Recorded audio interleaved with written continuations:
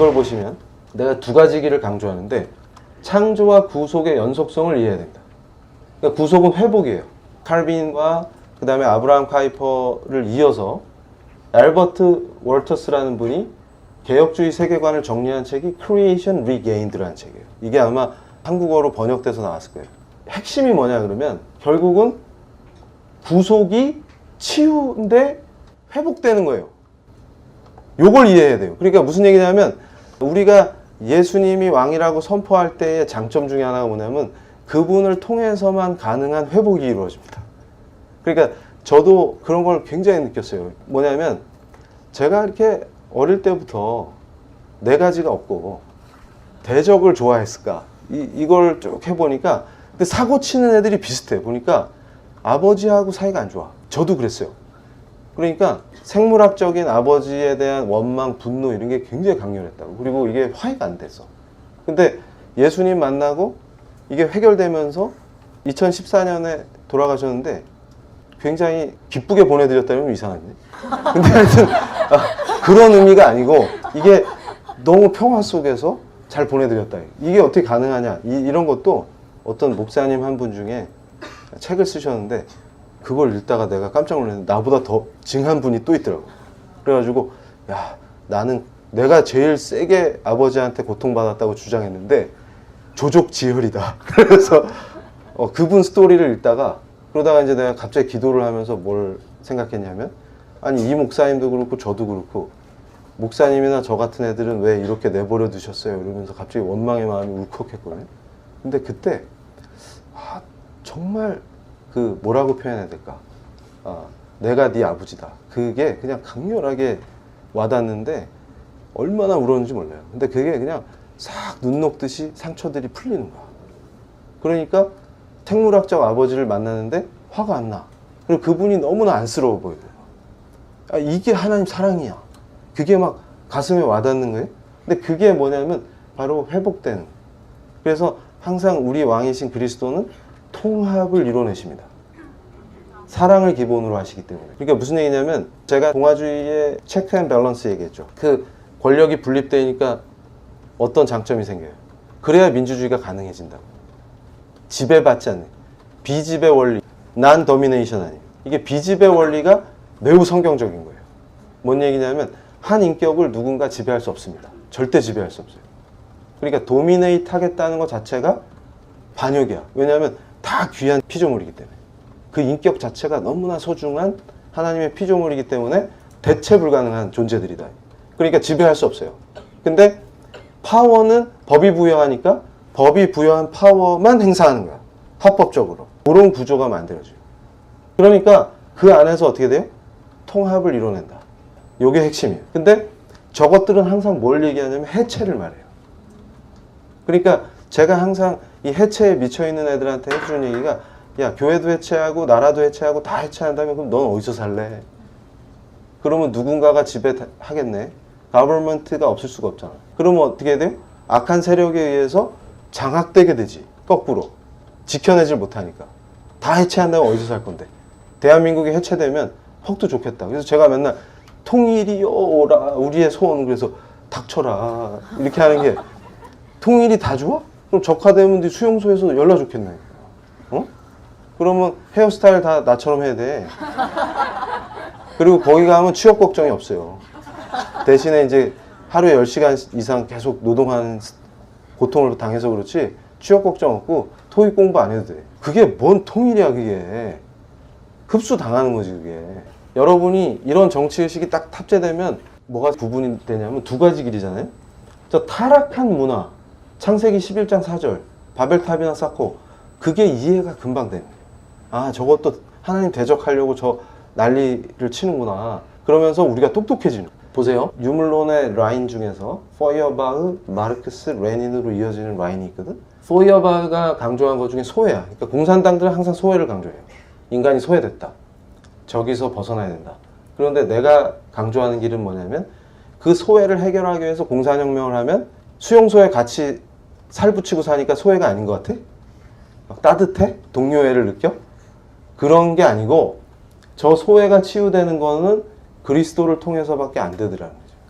그러니까 오히려 참 신앙으로 가야지 이게 해결이 되는데 쟤네들은 공산혁명으로 가지. 냉전 시대의 자유를 수호했던 서방 국가들이 포스트 모더니즘을 하면서 윤리 해체를 하고 이런 쪽으로 가잖아요.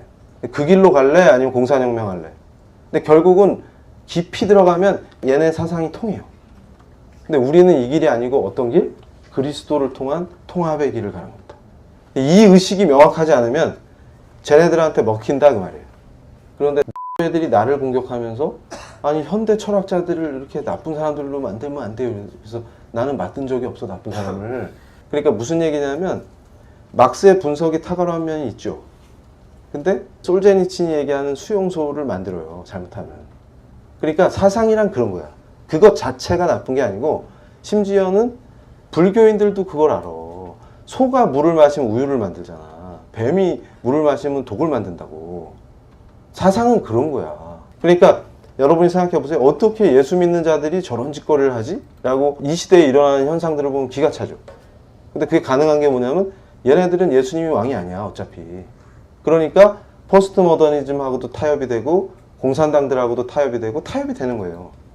근데 우리는 애초에 타협이 불가능한 사람들이라. 보세요. 타이퍼 박사님이나 마우 박사님 강조하는 것 중에 뭐뭐뭐 주의 만드는 걸 좋아해요 우리가 인간들이. 근데 이게 결국은 우상 숭배하는 그 죄성하고 딱 맞아 떨어진다 그 말이에요. 예를 하나 들어봅시다.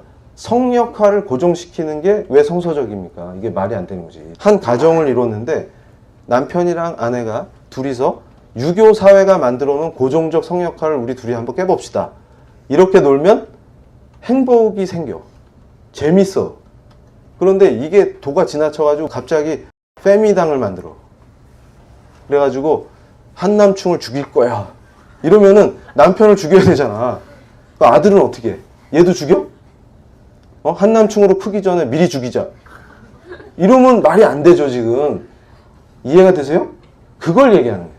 그러니까 꼭 어떤 방향으로 가? 인간이 하는 짓이?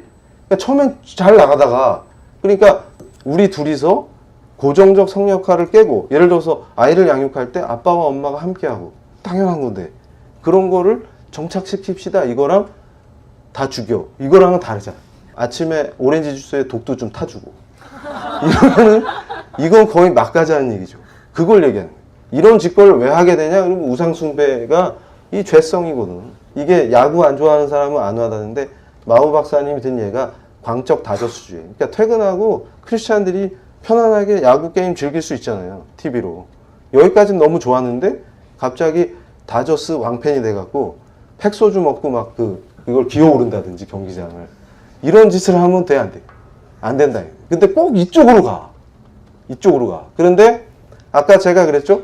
우리가 가고자 하는 길이 있고 쟤네들이 가고자 하는 길이 있는데 그 길은 꼭 이런 걸 강조한다. 뭔 주의로 만들어가지고 우상숭배를 시켜요. 그리고 애들을 다 미치게 만들어놔. 그 판이다 그 말이에요. 이걸 보세요. 이걸 정확히 보셔야 돼. 아예 마우 박사님이 이거를 그림으로 그려놨다. 요걸 이해해야 돼. 그러니까 지금 교회의 일원이라고 생각하면서 제정신을 못 차리고 엉뚱한 길로 가는 이유가 뭐냐면 이거예요. 자, 하나님이 교회를 통치하시고 교회가 나머지 국가, 예술, 경제, 가정, 과학 이런 분야를 통치해. 이런 모델로 가는 게 정치를 기독교화하는 카톨릭 스타일이에요. 요건 잘못된 모델이다. 또 두 번째 게 그러니까 이런 부작용을 얘기하면서 뭔 짓을 하냐면 교회와 세상을 딱 분리시키고 우리 교인들은 참 착해요. 그래서 교회 밖의 일에 신경 쓰지 맙시다. 그래가지고 교회를 힐링 캠프로 만들어. 요게 바른 신앙이야. 이렇게. 근데 요걸 내가 뭐라고 지적하냐면 요게 바로 기독교에 세속하다 이렇게 표현해요. 그래가지고 모 교회를 보고 내가 깜짝 놀랐어. 여기서 하는 메시지나 이런 거 보면은 다 힐링 캠프야. 그래가지고 제정신일까? 그러면 교회 밖에 나와서 어떻게 사는데? 그럼 교회랑 관계가 없어요. 그러니까 좋은 교인은 뭐냐면 예배 잘 오고 헌금 잘 내고 그러다가 자기 직장 가면은 신앙이랑 삶이 아무 관계 없으면 돼. 그러다가 교회만 오면은 애가 거기서 시키는 대로 잘하고 이러면은 너무 좋은 교인이야. 이해가 되세요? 그러니까 직장에 갔는데 구별이 안 돼. 고민도 없어. 그러니까 제가 깜짝 놀란 게 뭐냐면 제대로 된 신앙을 하는 친구들은 고민이 생겨요. 내가 이 시점에서 이걸 해도 됩니까? 그래서 제가 영국에서 강연할 때 미학 전공 학생이 나한테 울면서 얘기해요.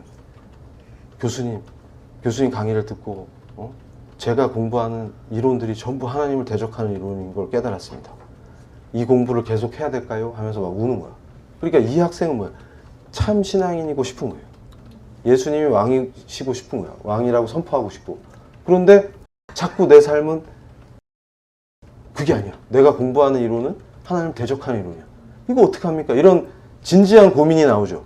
근데 저런 신앙을 가진 애들은 고민이 없어. 좋아 죽겠어 그냥. 그냥 고민할 필요가 없어. 왜냐하면 이론은 이론이고 교회는 교회니까.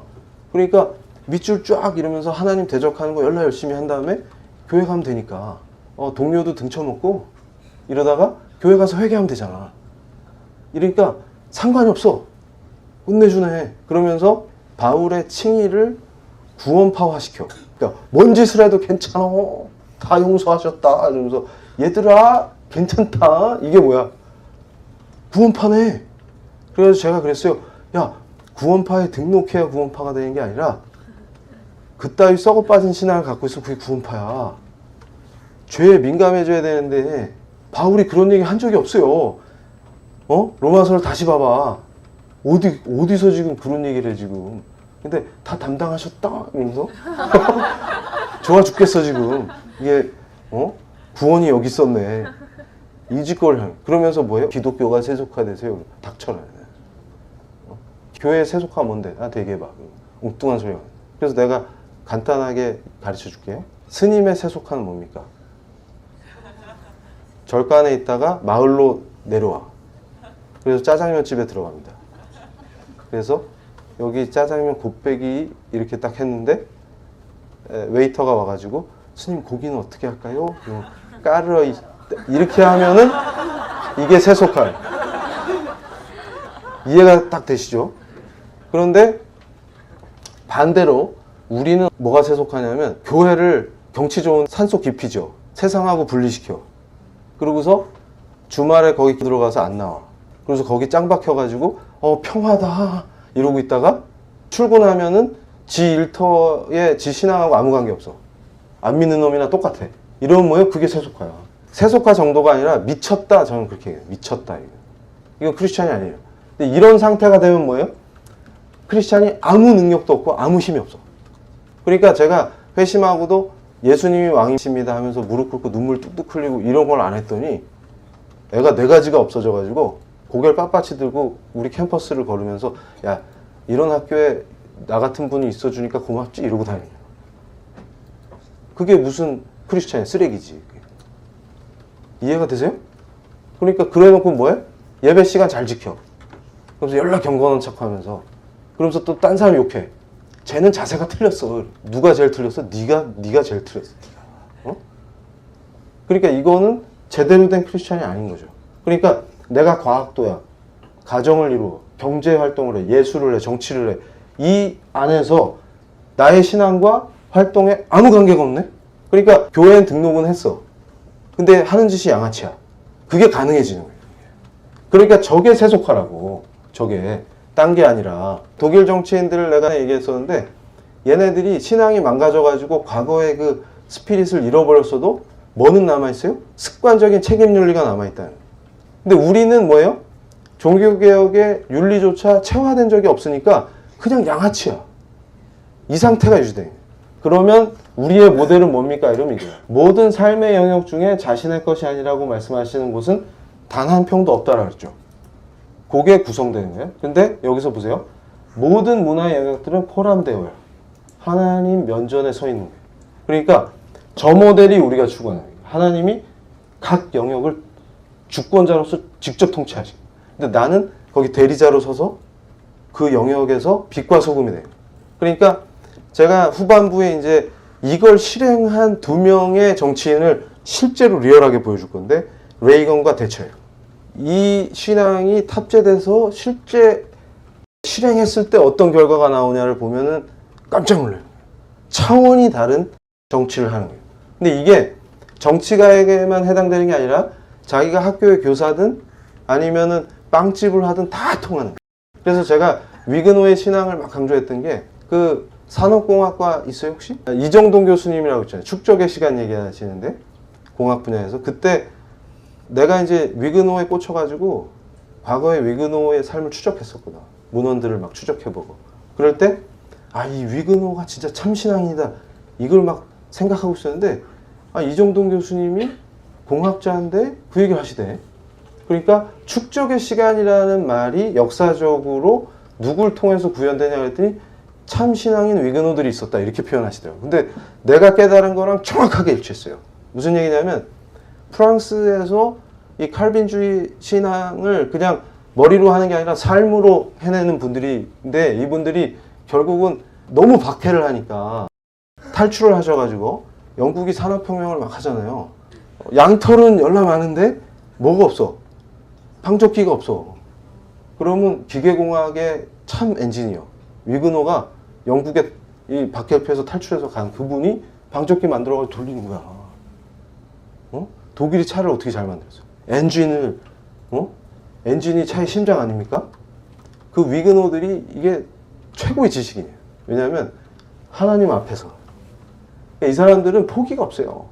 그래서 내가 맨날 강조하는 게 그 저기 강원도 춘천에 가면은 빵집이 하나 있는데 이 양반이 뭐만 했다면 망하는 분이었는데 지금 엄청나게 훌륭한 빵집을 하시는데 이분이 그 하나님 앞에서요. 딱. 그래서 당신이 위그노요 내가 가르쳐 드렸거든. 그랬더니 너무 기뻐하시. 위그노가 뭔지 몰랐는데 이분의 삶이 그냥 위그노야. 뭐지 이 사람의 정체는? 그리고 내가 이렇게 쭉 지켜봤는데 진짜 위그노예요. 하나님 앞에 있기 때문에. 그러니까 어떻게 해요? 빵을 만들어야 되는데 내 애가 못 먹는 건 절대 안 만들어요. 그러니까 맛있게 만들려고 막 이상한 거 넣고 이러면은 그렇게 하면 좋아하겠지 사람들이. 그런데 하나님 앞이잖아. 안 돼 이게. 그러니까 하나님께 바치는 빵을 만들어야 되거든. 그런데 여러분이 집에서 많이 해봤겠지만 재료를 좋은 것만 넣으면 맛이 없어. 여기 MSG가 들어가야 돼. 그런데 이분은 어떻게 빵을 만들 때 좋은 재료만 넣으니까 맛이 없네. 근데 이걸 또 위그노들은 어떻게 해? 돌파한다. 포기가 없어요 이 사람들은. 그러니까 기술의 진보를 이뤄요. 이게 축적의 시간을 만들어낸다 그 말이에요. 그러니까 최고의 시계가 나와. 그게 다 위그노들이 했던 거예요. 스위스에 가서. 그리고 최고의 차가 나와. 벤츠가 나와. 그렇게 되는 거예요. 역사가. 기가 막힌다 이게.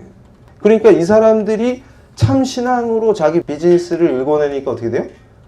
부흥이 되고 뭔가 풍요해. 근데 특징이 또 뭐예요? 이 사람들은 절대로 사치양락을 안 해요. 참 신앙이니까. 그래서 제가 강조하는 게 뭡니까? 좋은 교회 하나만 있으면 그 도시가 바뀐다.